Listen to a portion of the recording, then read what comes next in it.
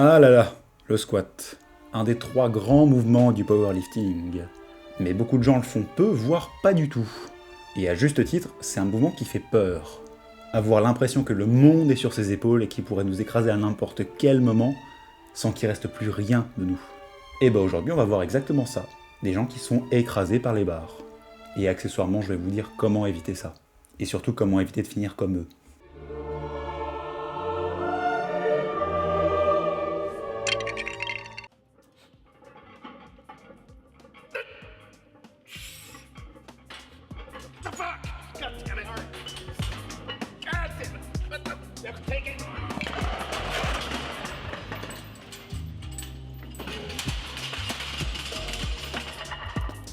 Alors là, c'est le grand classique, c'est le rack qui est loupé. Pourquoi? Parce que face à nous, on a un rack qui est suspendu. Quand on veut des racks, on sort la barre, puis on pousse le rack en dehors de la trajectoire de la barre. Et quand on veut re-rack, on fait l'inverse, on tire le rack et on repose la barre délicatement dessus. Problème, si on re-rack pas la barre en étant parfaitement parallèle au rack, il y a un côté de la barre qui va entrer en contact avec le rack et qui va le pousser, pendant que l'autre côté de la barre ne va pas toucher le rack, pas se reposer dessus et donc va finir dans le vide. En l'occurrence, dans cette vidéo-là, on voit non seulement ça, mais on voit aussi une mauvaise communication entre le spotter et le squatter.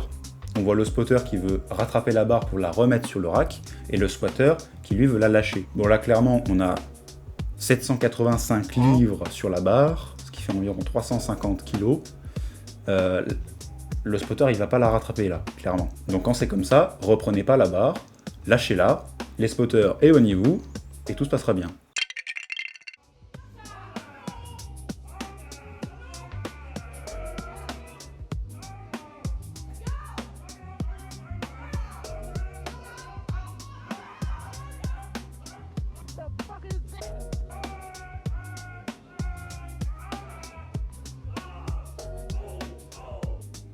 Alors, je vais peut-être vous apprendre quelque chose, mais on spotte pas un squat par l'avant. C'est à ne surtout pas faire. En plus là, elles sont arrivées en le bousculant, donc c'était forcément pas une bonne idée. Je vais passer rapidement là-dessus.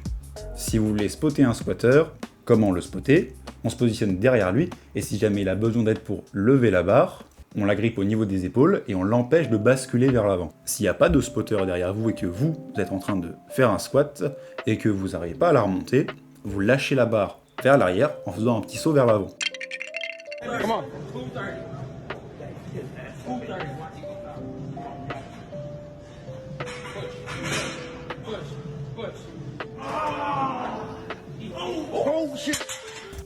Cette vidéo-là, elle est marrante parce qu'en fait, ça se passait plutôt bien, et après, sorti de nulle part, il s'est fait complètement maîtriser par la barre. Qu'est-ce qui se passe? Quand il a fait son verrouillage, quand il était en haut du mouvement, il se tenait trop droit, avec les épaules trop en arrière, ce qui fait que le centre de masse de son corps et de la barre n'était pas au niveau de ses pieds, il était derrière, ce qui fait qu'il est tombé. A noter aussi que la barre a légèrement roulé vers l'avant, donc vers son cou, quand il est remonté, ce qui fait que la barre n'avait pas une trajectoire tout à fait verticale, c'était plutôt légèrement oblique, ce qui fait qu'il y a eu une légère inertie vers l'arrière. Quand on manipule avec des grosses charges, le peu d'inertie peut avoir un gros impact. Quand on combine ça, ça donne ça, et là on voit bien que la barre a fait une prise de catch au squatter et au spotter. Donc qu'est-ce qu'il faut faire pour éviter ça? Soyez en contrôle du début à la fin du mouvement. Aussi bien en bas, là où c'est le plus dur, que en haut. Et c'est globalement tout. Easy.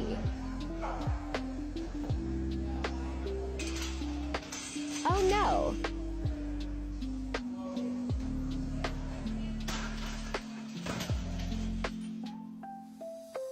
SMH.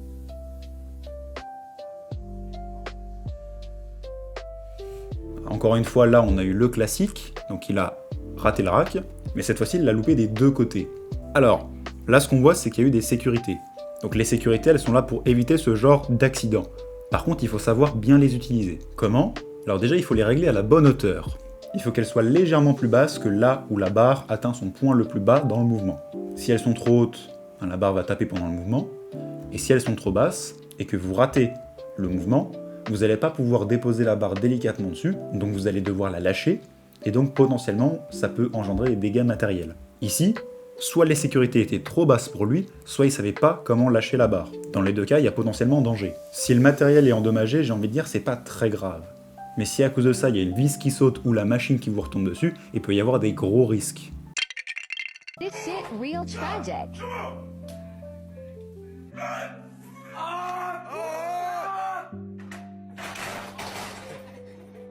Alors là, on voit qu'il fait un squat en high bar. Ça veut dire que la barre est positionnée sur ses trapèzes supérieurs.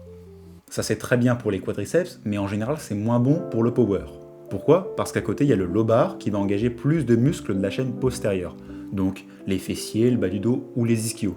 Pourquoi j'en parle? Parce qu'en high bar, on adopte une position beaucoup plus verticale, comme au début de cette vidéo.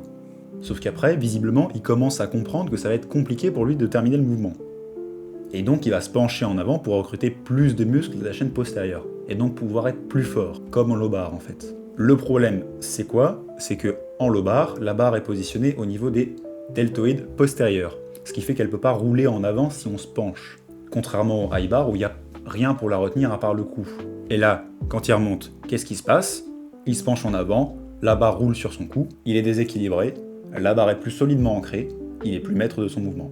Heureusement pour lui, il y avait les sécurités, sinon il se serait retrouvé au sol, avec la barre qui lui tombe sur le cou, et qui potentiellement lui tape à la base du crâne, au niveau de l'os occipital.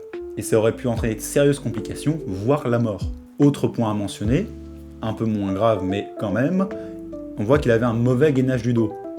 Comment est-ce qu'on le voit? Au début du mouvement, il a une certaine position au niveau du dos, et au fur et à mesure, quand il remonte, son dos va s'arrondir. Ce qui veut dire qu'il a un mauvais gainage de sa sangle abdominale et de son dos, donc il y a moins de stabilité, un moins bon transfert de force et un risque de blessure plus important. 25. Alors, déjà, la mousse pour la barre au squat. Autre chose, le banc. Le banc, là, ça veut dire qu'il fait du box squat, donc qui s'arrête au milieu du mouvement à peu près et qui remonte. Je critique pas le box squat en soi, mais faites pas du box squat lourd, c'est complètement débile. Surtout si vous êtes seul. Pourquoi? Bah, regardez.